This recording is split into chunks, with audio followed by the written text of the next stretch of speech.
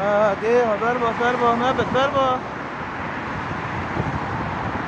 Kuzum. Ha Mehmet.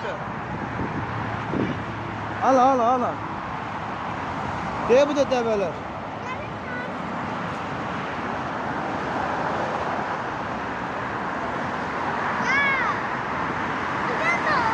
Yok balacağım.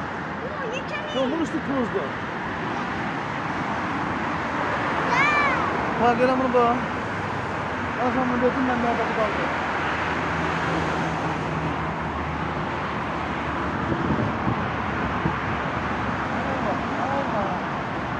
Aynen tut.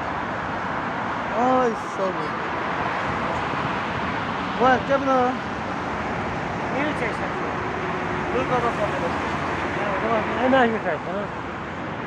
Hemen kısmına hemen.